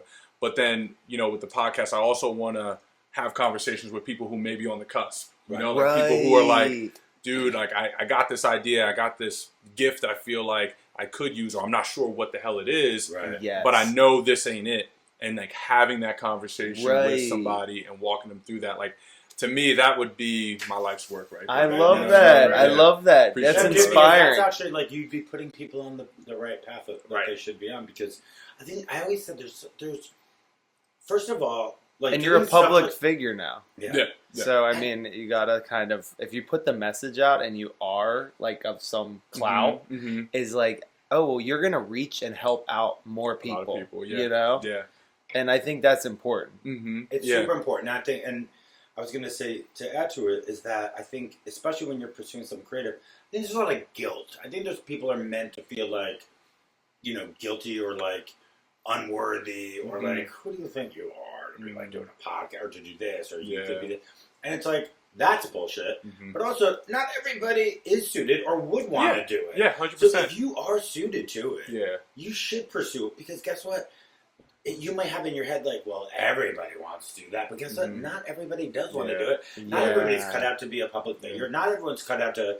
Not everyone has like the personality for it or the talent for it. It takes talent, takes a certain type of, you know. And I just think that like, so if you are good at it, I think that your podcast, get those people to be doing. And if what they love, that if they can make money doing what they love, that's how. And if I can give you that little extra push, I waited probably a year. Okay. Because I thought, I was so nervous. I was like, I don't want to be getting in another thing, you know, and spending more time and more money into like another thing. And then I thought, I don't know if I'm that interesting to just be like rambling on with me and him. But the mission of like helping others that like want to maybe take like, you know, a pause on the drinking or be sober curious, they call it, these buzzwords. I'm like, after the pandemic, we all kind of need a help, especially the party animals. little bit on that side. You But know what I mean? You know what I mean? Especially when you're fitness yeah. too. You're fitness driven. Yeah. And I noticed that like I always was like when I would be training for like a shoot or for like a competition, I did men's physique bodybuilding, and it was natural, but it was like no booze for 5 months. Yeah, yeah. And you realize it's like, oh, this is not like a big deal. It's like when you have that goal or when you have that deadline, and then it's like once you get back on it. Yeah, I know. Party. Right? It can actually be detrimental because when you don't do it, there's a part of your brain that's like thinks that you like it gives you permission to really go off the rails. Yeah. I haven't done it for 6. I haven't had a drink for 6 months. I can go off the rails. And then you really can. Hurt yourself. Oh yeah. Which is have you had times where you've been messy and thought I shouldn't drink anymore? Or? Not anything. I mean, I don't like the taste of alcohol that much. Yeah. Or the act of drinking to form like a consistent habit of it. I think I'm much more of like a social drinker. Like even during the pandemic, like I would try to drink by myself and I just got depressed. Like it just didn't. It didn't feel good, man. Like I wanted to party. I wanted to dance. I wanted to listen to music. Yeah. Maybe while I'm cleaning, I have a beer or something. But that's the most I could do. So no, I don't think for me personally, but I definitely think that there's a lot of people out there who are struggling with that sort of stuff, whether it be alcohol or any sort of other substance, right? You know, where they have that dependency. And like I think even too, like just being able to be like social, like I love having like something in my hand, and it's like I feel like that placebo effect, tipsy. Yeah, you know what I mean? And it's like a real thing because we're cracking up, we're laughing, and I'm like, he's fucking hilarious. Whatever, he has a couple tequila, and I'm like, I'm feeling it even with a mocktail. You know what I mean? Yeah. No, I mean I think to me it's more about like what we believe the cup is doing. You know what I mean? Like it's all more up here than it is actually in what's happening in our body. So I think a lot of the times, like even last night, I think I was out with some of my buddies and I got a club soda, instead of, a tequila soda, just to see what would happen. And I was just, it just felt good to have a cup in my hand, but it didn't stop me from doing stuff or, you know what I mean? Like, and I think it's fine either way, like whatever you choose to do, just as long as you're happy, and you're truly happy when you're doing whatever you're doing. You're not using this to provide happiness. Escape. Escape. Well, listen, I think that we all to an extent sometimes will want to escape. And I don't think it's bad. I mean, I don't think there should be such a stigma if you do need, because we all need to escape sometimes. But I agree with you. Like when I'm drinking, I drink to I want to dance and sing and go crazy and have everybody, not to sit there and be like, and just get thinking about my really problem. drunk. And drink it like that. That's sad. That's a problem. If I do have to drink by myself, I probably will put the music on and dance by myself. Sing by myself. I'm always singing and I'm always dancing. So I will absolutely do it. But I'm like you. It's like it's like I like to drink when it's like there's something when you're in a good mood and there's something to celebrate. Not when it's like. But now I have to say. In the last with the market speak because I day trade my own money. Oh, nice. Tons of money. Okay. Because I've it's just been so dire out there right now and so hard to navigate. But there's definitely been times I'm like I need a drink to take the edge off. Where it's like I'm actually not in a good. I want to drink because I do want to escape this because can't believe I don't it's just I'm finding it very difficult to kind of day trade in this where they're raising in interest rates where they're actually you've been in the thing, but it's like, the whole thing with the Fed, we're not going to go into this, but the fact that they're raising interest rates so that we can curb inflation, bring inflation down, and that we're waiting for the job market to get worse, it's such a mind fuck. Because we had strong employment data and they're like, oh, the market sold off on that because, until employment starts, unemployment starts increasing, they're going to keep interest rates high, and that's bad for stocks. And you're like, oh my God, so now we have to hope for people to lose their jobs. So inflation, that means inflation. It's just like, how do you get through this? So anyway. Well, by the way, I'm hearing about this stuff first from you right now. You know what I mean? Like, I'm still out of the loop on a lot of things. Oh, yeah, that's true. We that's why we brought you here. We want to, enlighten you what's going on in the world. Please. I mean, this is what's going on. And it's like the other day, we went down 4%. Because, they come out with the jobless claim data, and the jobless claims were so low. So not enough, oh my God, we don't have enough people going and applying for unemployment. Oh my God, that means the market's so strong. And it's like, we sold off on that. And they're like, well, Jerome Powell, the head of the Fed was like, until we start seeing pain, we have to have this economy cool down. And if it's cooling down, you're not going to have an economy cooling down that's not going to start, having companies lay off people. Yeah. And we need to see more unemployment. And you're like, right. can't we just let economic supply and demand? I just felt like, can't we just leave things alone? And do we always need to be controlling the interest rate of because I feel like it's like they're gonna go up to 4.5%. I mean, it's like everything now is it's gonna be about 4 or 5% more expensive to for your mortgage, for everything, and all these companies that rely on cheap money.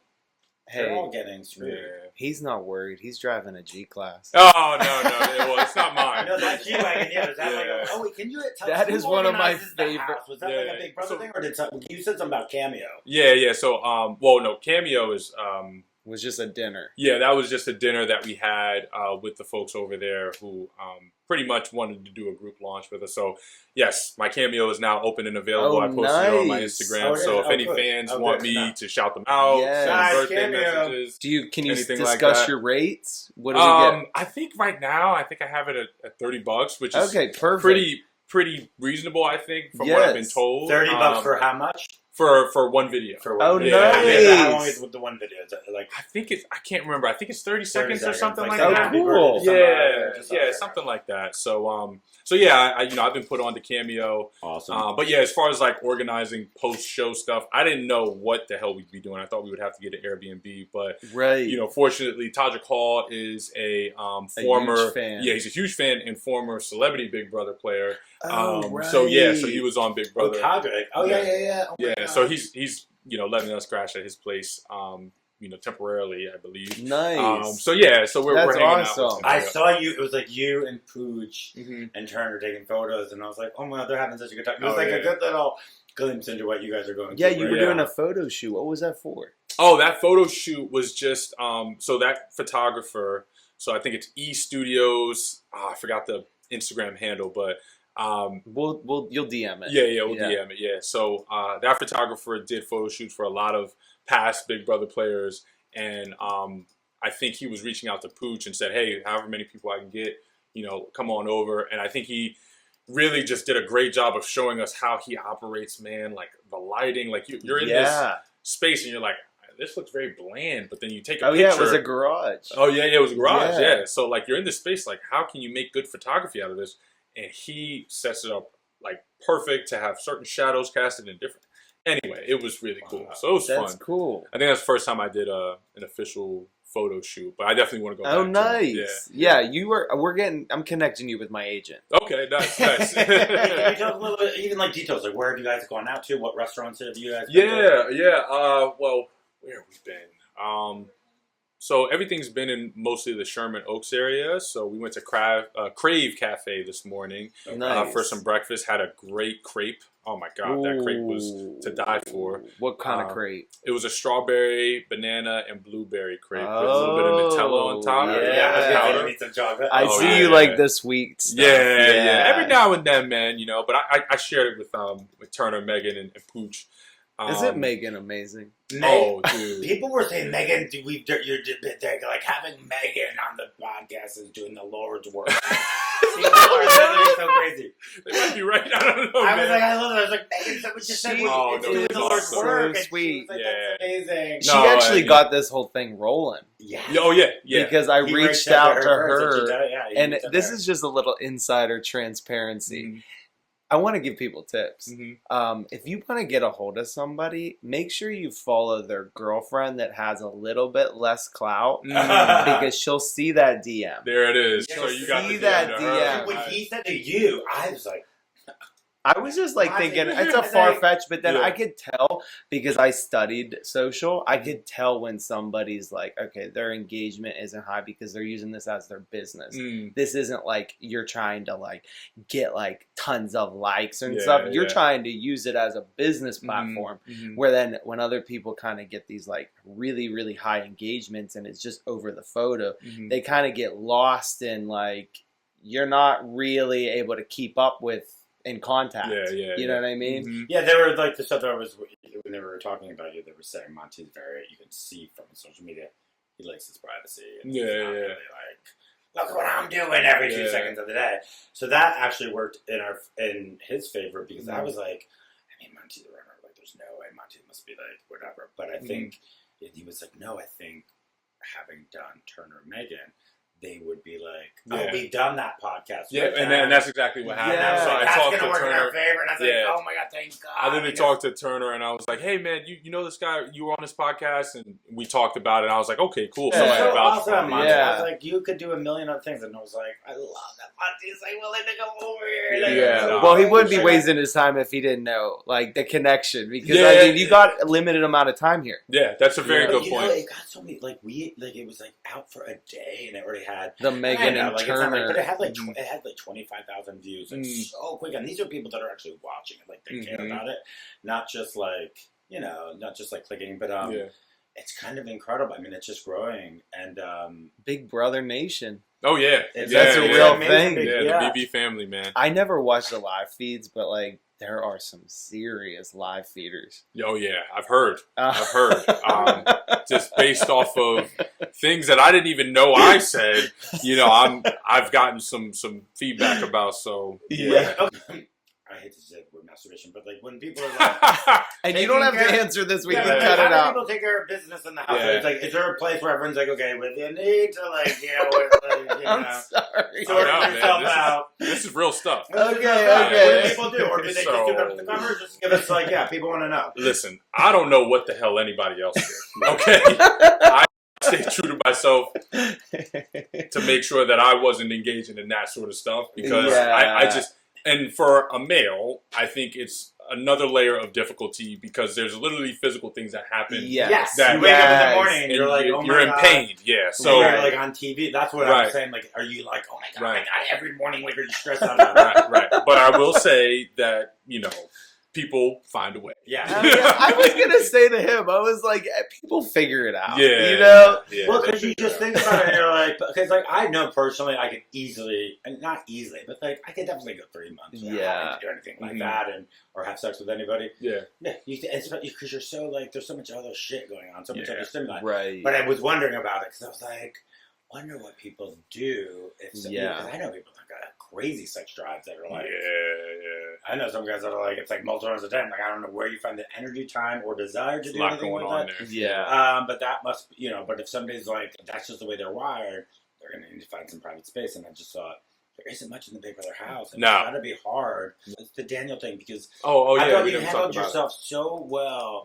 when he came for you. Now, as a viewer, to watch everything that went down, to watch the way Daniel attacked with the whole chips, and she was like, I was kidding. Turn one and it was like, we were all like, that was the moment we were like, your heart just went out. Like, fuck off, I want you all dead. And I had to say, I want you dead. And then when Nicole went nuts on her, when she was actually being so genuine, like, if you need to leave, like, don't worry about me being your stupid, like, fucking bestie. Yeah. And she thinks that's Nicole or she'll tell her as being some, like, devious, like, way of trying to, get her out so she's not competition anymore. It was like, you really thought that's what she was saying? Like, you're such a fucking bitch.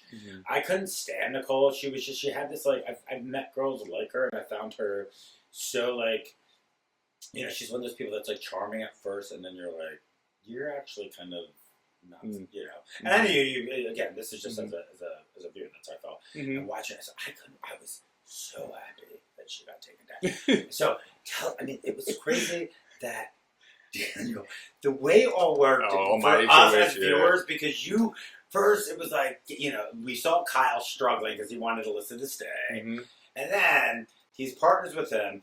The first question the viewers might want to know is, because I don't know if anybody knew this, I think it was implied that, I guess when you guys were teammates and there was a veto, when it was you, Terrence, and Joseph, right? If you guys had one veto, and any one of you, say two of you didn't use want, the power. Any one of you were allowed to use the power.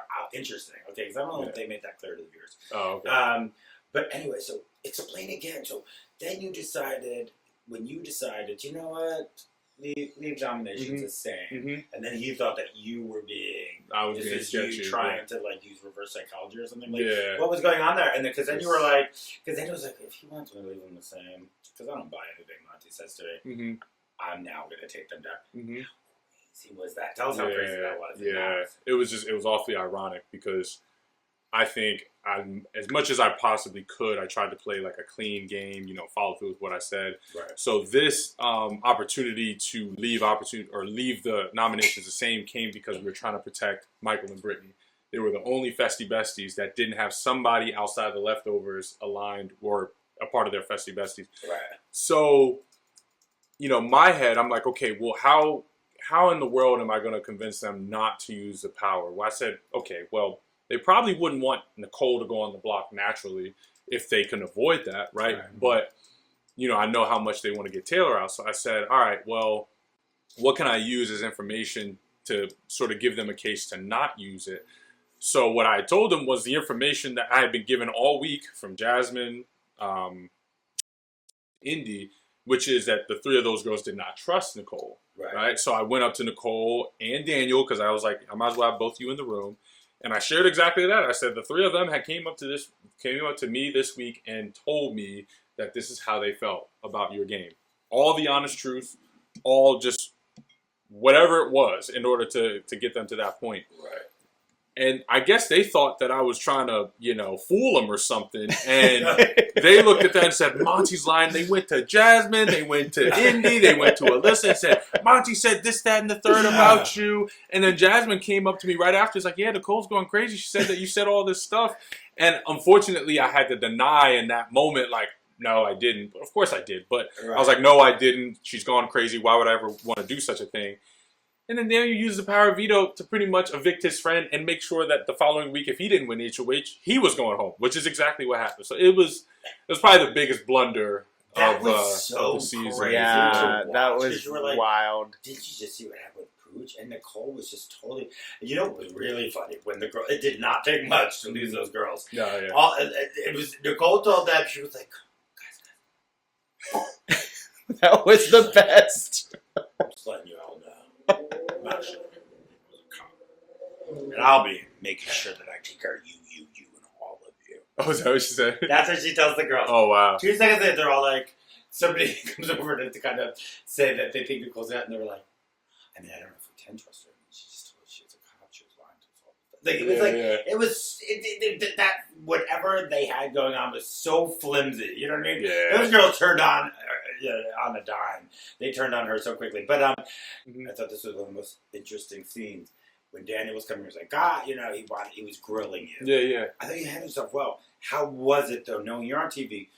This scene will definitely make it out there. It's going to be aired. How was it not feeling nervous? Are you not nervous? Do you feel like you're a little bit acting? Do you feel like it's, I better, like, how much do you have to sort of factor in, you're in this moment, so you're going to have the moment you're going to go back and forth. Then you also have to remember you're on TV, so you also have to kind of filter what you're saying, and just know that you want to put yourself. So how does that work in your brain? How hard is that? Yeah, I think for me, I just realized the consequences of any sort of slip up in that moment. Like, unfortunately, as an African American male, I don't have the luxury of being, emotional or like too far on one side or the other. Because then I'm gonna fit right into the stereotype of whatever people have posed for my people. So, or people that look like me, unfortunately. So I don't have that luxury. And then on top of that, I'm realizing like, okay, why would Daniel blow up like this? And in my head, the only reason why I can think is one, okay, he's an emotional dude. He's not thinking very clearly. And he wants somebody to go back and forth with him on. But my other layer is like, okay, if I go back and forth with him, how's that going to make me look? And I'm just like, what's the point? I don't have a target on my back. Why should I paint one? Like, he's sitting here going berserk. He was trying to. Yeah, that's what he's trying to do. And you could see it. Yeah. Like, if you'd like to have a conversation with me one-on-one, we can do that. Like, don't try to put me on. You did handle that well. You handled it so well. And I thought to myself, because there's people you put yourself in that position, you think. I don't know if I would have acted. So rattled, and I'd be like, I don't know. I do think that like it doesn't seem easy to be on a TV show like that, especially when there's confrontation, and it's so easy to lose your temper. Yeah. Or for somebody like him, who I felt like was a total basket case. Yeah, I was even actually thinking, I'm like, wow, I'm impressed with how he handled that. Like, and it was just like real quick. And I was like, I think if I was in that same position, I would have probably like walked away. I've been like, I gotta go to the restroom, like it was just to avoid it. Yeah. But I'm like, you gotta go sometimes just head on. Yeah, especially when you have everybody there as an audience. Yeah, and I think it's just like he was unraveling. He was like, he lost Nicole. He realized he has been on the outs with everybody, even those girls that he thought they all voted. I mean, he was the only person I think that kept Nicole in. Yeah. Well, the crazy part is that the leftovers formed because we thought that there was an organized machine on the other side of the house, which apparently I came to find out that wasn't the case. I was like, wait, you mean they were just sort of fiddling around this whole time? I thought they were like sending people up and like, to had some serious had some serious strategy, and to come to find out that they weren't, I was like, oh man, it almost made me feel bad. I was like, we were ramsacking these people that weren't even alive next time. Not only did they not have anything greased or oil, they also took ages to pick up on the leftovers. I'm like, I do not know that they are all in cahoots. You guys have been blindsided with these people leaving for the last 2 or 3 weeks. And they still weren't like, well, I think Monte and I know you have a big celebrity dinner tonight, so I want you. A big celebrity dinner with who? I just know you're a celebrity now, dude. So I know that you got some dinner planned, but I want to make sure you say one last thing that you want viewers to know, or anything that you're passionate about from this show. Yeah, 100%. I mean, first of all, everybody who's watching, thank you for watching. I hope you guys enjoyed this conversation that we had here. I had fun with these guys. Definitely some good drinks, some good coffee. I hope you did. I'm gonna work on my coffee skills. Yeah. But no, to the people that are watching, I would say that as much as you possibly can, respect the fact that what was seen in the show, and even for folks who are on the live feed, that is people in that environment, in that game space, right? Naturally, I think personalities come out in that house. Like, you can't try to be a completely different person, trust and understand. But the things that you'll do in order to survive in that house, I just would ask that people don't maybe judge or try to pass too much of a judgment on people's character, because what I've come to realize, especially after getting out of the house, what people were thinking in that moment in order to survive, and that's how we're all naturally wired.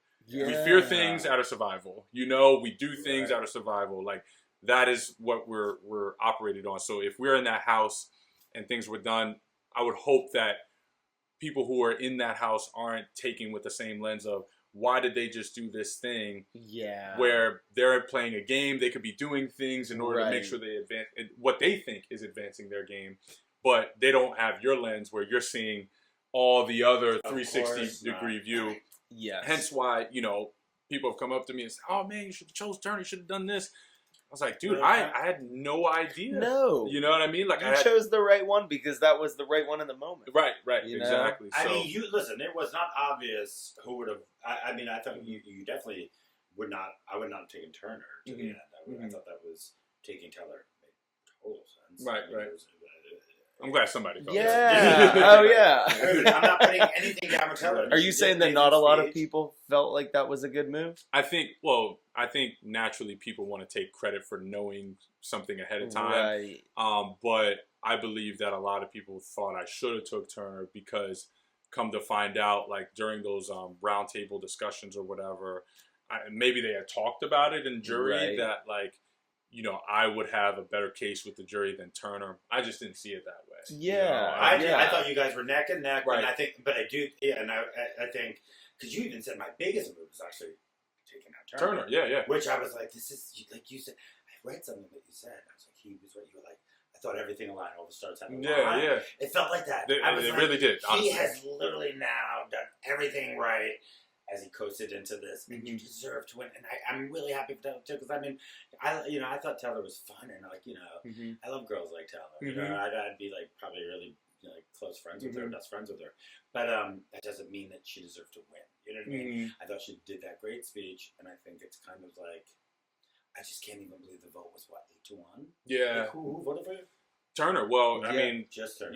Just take what you want from it. But the fact that Turner wasn't in the jury house and made that vote, he obviously assumed that things were going a certain way and wanted to be on board with that. So the fact that he wasn't in the jury house and voted that way and everybody else did, you know. Yeah, So, you're right. You're right. And Yeah. you know what? I Yeah. think the one thing is I would never, as a competitor myself, I think when she said sitting in this seat, bleeding out, and then bandaging herself up, and it was resilience, like, I was like, oh, wow, like, that actually changed my mind on, like, okay, that's a different type of player. Yeah. That's an impressive place, and it's not just coasting. Yeah. You know, like how I thought Brittany was just coasting. I mean, she was, in Michael's yes career, and but no. Michael was the mastermind of everything, and he was also winning all the comps. So Right. whether she was sitting there doing whatever, she coasted. Yeah. And this is the last thing I'll say to wrap up. I think Taylor is 100% deserving Oh, yeah. of the award of, being the representation for this season. Yeah. Based off of what I found out after getting out of the house of a lot of things that were done to her and what she had to go through. And unfortunately, some things that I may have even been a part of because of misconceptions that I had about the game. Yeah. About what was truth and what was a lie. So I think her representing the season makes 100% sense. 100%. It makes a lot of sense. But at the end of the day, like when I think about for me personally, of course I'm going to say I believe I played the best game and I believe And you did. that I deserve to win. Yeah. But every season is different. There's been seasons where like you said, and we would like to touch on before the being on the block all that time. Yeah, that's something to that's a feat in itself of like completely different time. Right. Because when you're on the block, I can only imagine being how distracted you are. Yeah, your and people have emotions are flipped down, out, and she didn't flip out at all. She didn't. Yeah. I mean, like it's so easy to get down and be like, oh, why am I on the block every fucking week? Like, what's wrong with me? Yeah, the one thing that people often either complimented or were like confused about both me and Taylor is that we were both unbothered in the house, very, very similar. Yeah. Like a lot of the times, like whether being on the block or whether hearing that people want you out, the both of us were just like, okay, like it just kind of is what it is. All right, that's not easy. That is impressive, like, and I do. Now that you say that, like that's a very good point. Yeah, that's interesting. That's a massive strength. Mm-hmm. Do you want to do any one last impression? And, and you also have to plug. Yeah. All right. Give us any of your all right. So what's that we haven't seen on the show that you might? I don't. But what impressions have you guys seen on the show? I mean, I guess it was like the Don Corleone. Yeah, the Arnold Schwarzenegger. Okay. Anything? Did you see Denzel? No, we haven't seen Denzel. Okay, I love Denzel. So I don't do it the best. There's people who do it way better. But you guys seen American Gangster? Oh, for sure. Yeah. So he's in there with what's the guy? Cuba Gooding Jr. Yeah, Gooding Jr. And he's talking about Blue Magic and how he's ripping the name. So he was like, "That's a brand name, Blue Magic. I stand by it. I guarantee it." Like he always does that. Exactly like that, dude. That's the Denzel one right there. Yeah. But that's the only line I could say from him because everything else for some reason doesn't come off like him. That is so good. Yeah, but of course, follow me on Instagram at TaylorFit. So TaylorFit_FIT_. If you're interested in working with me as your online fitness coach, I would love to help you out. That is the reason why I quit my job. That is the reason why I'm even here today to explore this platform, is to help as many people as I can. So if you're interested, feel free to DM me. I actually took down my link for inquiries on online fitness coaching to replace it with my Cameo link. So if you're interested in Cameo, feel free to click on that link. But if you're interested in coaching, feel free to DM me. I am looking at my DMs. I am going through everything that you folks are saying, especially ones that are more urgent. So don't hesitate to reach out to me on that front. But otherwise, man, just stay tuned. There's a lot going on, so be patient with social media and my posts. I mean, it's been a while since I've been, on my phone in general. So 3 months without it. Yeah. That's crazy. So more content to come. But for everybody who's watched, appreciate you. There's two great people who have you in great hands. So. Oh my God! Yes. Are you gonna watch? I would have to watch every single episode. Oh well, yeah. At some point, I will. Yeah, I think I will. Yeah, it's just not now. No, that's not your priority. And Monte, make sure to check out the Mocktails or Messies podcast with Bryan and Ryan. And make sure to check it out on Apple, Spotify, or watch on the Bro Pitch YouTube channel. Hey, you did it. Appreciate you guys. appreciate Dude, you guys. thank you so much for going Thank over. you, I man. appreciate Of course, it. of course. Yeah. We should take a picture. Just another sunny day.